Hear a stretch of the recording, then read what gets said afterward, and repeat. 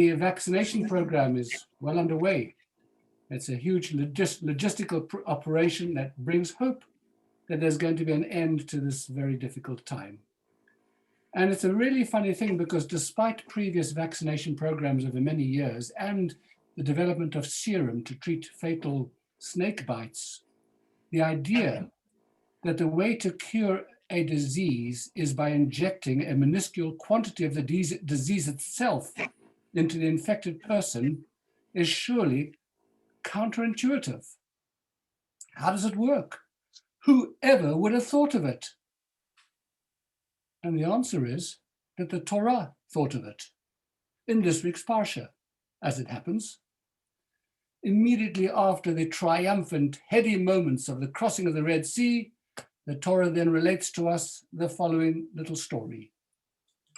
And they went out of the Shur desert, and they traveled for 3 days in the desert, but they couldn't find any water, and they came to Marah, and they couldn't drink the water of Marah because it was bitter, which is why it was called Marah, because the word Marah in Hebrew means bitter. And the people complained to Moses, saying, "What are we going to drink?" So Moses cried out to God, and God instructed him concerning a piece of wood. Take a piece of wood and cast it into the water, and the water will become sweet. And the Midrash then relates on this story that Rabbi Eliezer Hamodai said that the piece of wood was an olive branch because there's nothing as bitter as an olive branch. And Rabbi Yeshua ben Korcha said it was actually a blade of the oleander, which was a poisonous shrub. So there you have it. The concept of a vaccine and of homeopathy, as it happens as well. To make a bitter thing sweet, you have to use some of its bitterness. To cure a disease, you need to treat it with a bit of the disease itself. By the way, I discovered a fascinating piece of information, which I'm sure you'll be able to use on one occasion at a supper quiz when everybody else is stumped and you're the only one who's got the answer. The Moringa oleifera tree, moringa tree, is used by women in Sudan to purify water. When the moringa seeds are crushed and poured into a bottle of dirty water, the seeds' antibacterial properties turn the water transparent within seconds. But anyway, back to our story. So the juxtaposition of this high moment at the Red Sea and the low moment immediately afterwards at Marah, as well as the very fundamental question that hangs over this story as to why God couldn't arrange for sweet water to be present instead of bitter water, has led the commentators over the generations to speculate that there must be some lessons to be learned from this episode, which becomes a paradigm case for the whole principle of vaccination. And here are 3 ideas. The first one is that every human being experiences bitterness at some point of his or her life. And during those moments, it feels as if there can never be sweetness again. But within the bitterness itself lies the seeds of healing.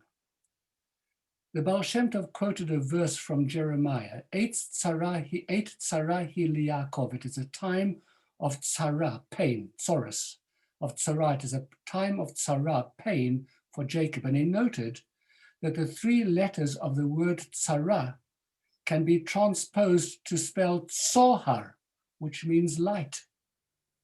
In the tzara itself, there is tzohar, there is light.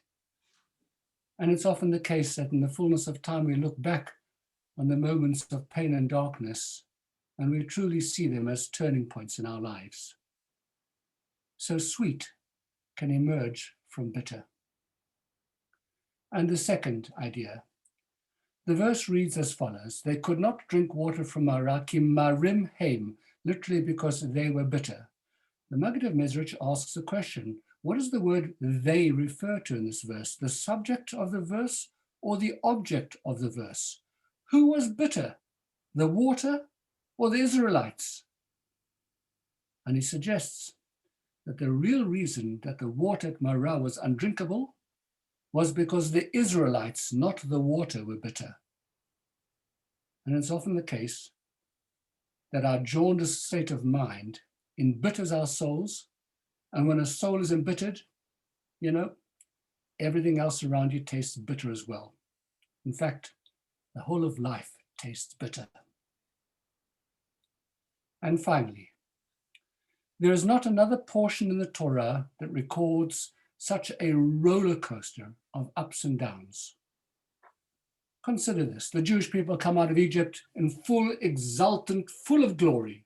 Their exaltation turns to terror when, with their backs to the sea, the Egyptians bear down on them. The sea splits, and once again, up they're miraculously saved. And then they find themselves without water, down again. And then the water miraculously turns sweet, up. And then they run out of food, and then they're miraculously given manna. And then the Amalekites attack them.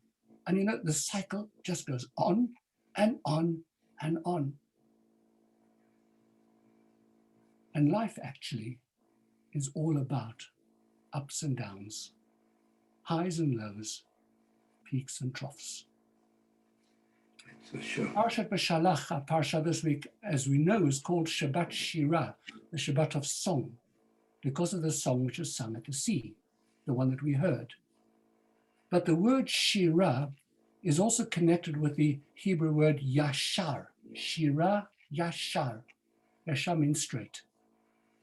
The message is that after all the ups and downs of life, things eventually straighten out. Well, there's been no shortage of ups and downs in the long-running saga of COVID.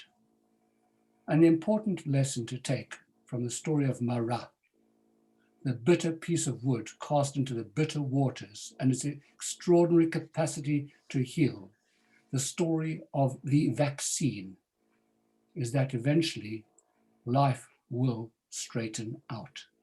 And then, as Yashir, then we will sing, and we will sing a song of gratitude. Shabbat Shalom.